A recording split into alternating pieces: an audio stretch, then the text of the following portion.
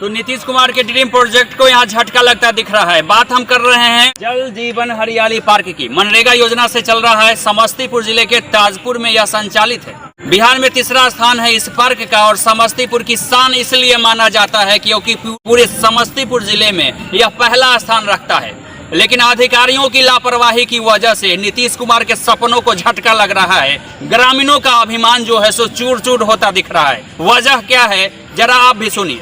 मनरेगा से जुड़े हुए मजदूरों का और यहाँ के कर्मियों का, प्रबंधन कमेटी से जुड़े हुए सदस्यों का आरोप है कि मनरेगा के पदाधिकारी इस पार्क का कभी ताक झांक नहीं करते हैं।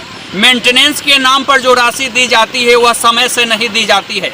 मेहनत मजदूरी जो करते हैं उसका मेहनताना नहीं मिलता है। लिहाजा यहाँ के मजदूर निराश हैं और इस पार्क की देखरेख करना भी शायद अनदेखी के रूप में बदलने लगा है। जल जीवन हरियाली पार्क, यहाँ पे अभी जो हम देख रहे हैं कि यहाँ पे जो व्यवस्था है, यहाँ इसकी व्यवस्था जो साफ सफाई की व्यवस्था नहीं है। और जबकि सरकार का ये ड्रीम प्रोजेक्ट जहाँ करोड़ों की लागत से बनाई गई थी और इस पर साफ सफाई की व्यवस्था प्रॉपर होनी चाहिए वो नहीं दिख रही है।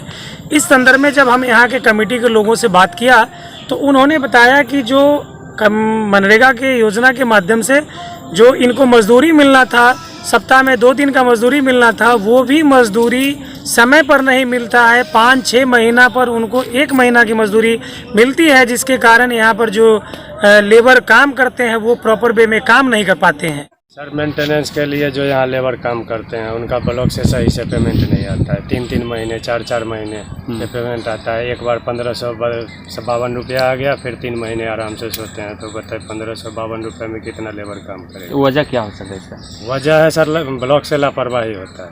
कौन पदाधिकारी करते हैं लापरवाही? जो इसका वो क्या बोलते हैं, मनरेगा के तहत जो काम करते हैं, तो मनरेगा के जो अफसर हैं वही लोग करते हैं। हम लोग यहाँ से नाम, अकाउंट सब कुछ लिख के देते हैं, वहाँ पता लगता है कंप्यूटर पे है ही नहीं। तो कितना दिन से परेशानी चल रहा है? जी, ये तो शुरू से ही दिसंबर 19 से ही चल रहा है ये परेशानी। 1 साल तो हम लोग कुछ कोई पैसे चर्चा ही नहीं हुआ। 1 साल के बाद मनरेगा के तहत 6 या 4 यूनिट पास हुआ। 4 यूनिट में 8 आदमी काम करते हैं। सप्ताह में 1 दिन में 2 आदमी रहते हैं।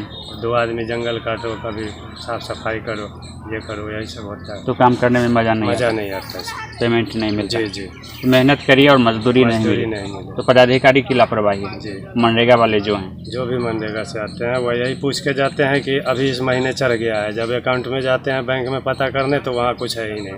वो बोलता है कि अभी आपका माइनस में ही अकाउंट है, सारी पेमेंट नहीं दे रही है। तो उत्साह नहीं है।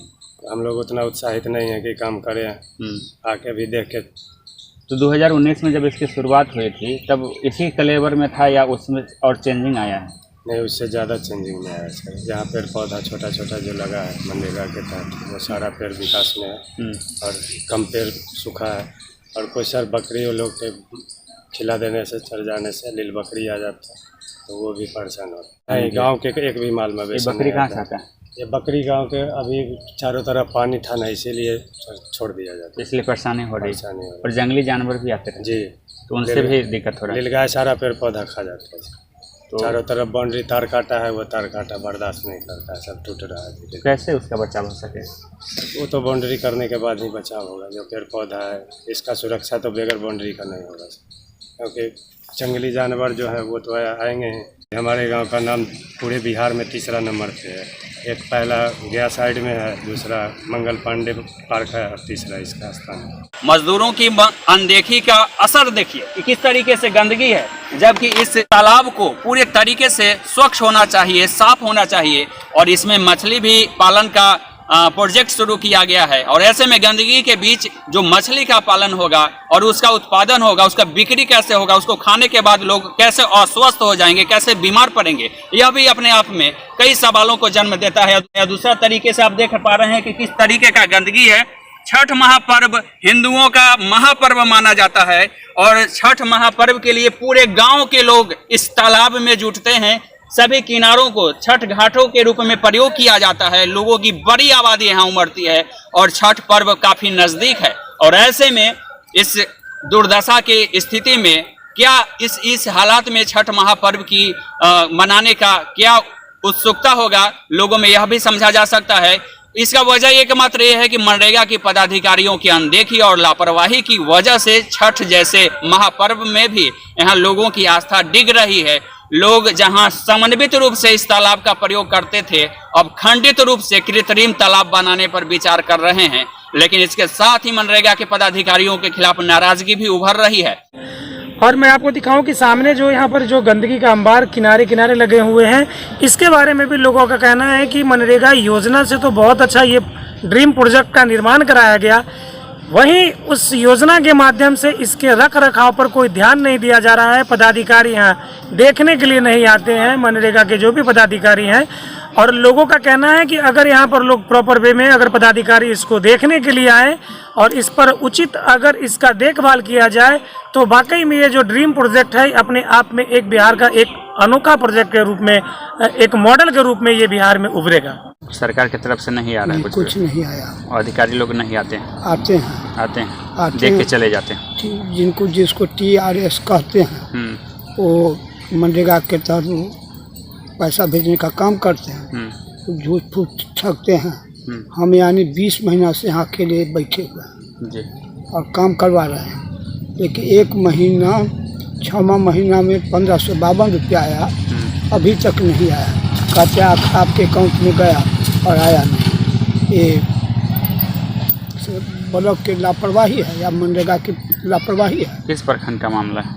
ताजपुर प्रखंड है ये। ताजपुर प्रखंड जी। कौन सा जिला है? समस्तीपुर जिला। समस्तीपुर में। तो आपकी तरह और भी लोगों का पेमेंट रुका हुआ है? नहीं, यानी 8 आदमी में, यहाँ 8 आदमी हैं। 8 आदमी यानी मनरेगा के तहत 10 से 4 2 दिन काम करना है, यानी सोमवार और मंगलवार।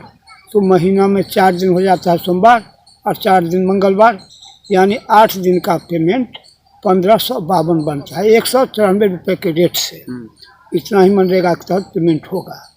तो होगा कि नहीं होगा ये कहना असंभव है। मुश्किल है। असंभव है कि मैंने जब 20 महीना से यहाँ स्तंभ की तरह खड़े होकर के देख ली, जब 1552 में हमारा बाल बच्चा खाया कि हम चाय, हमारे तो चाय का भी कीमत नहीं निकला।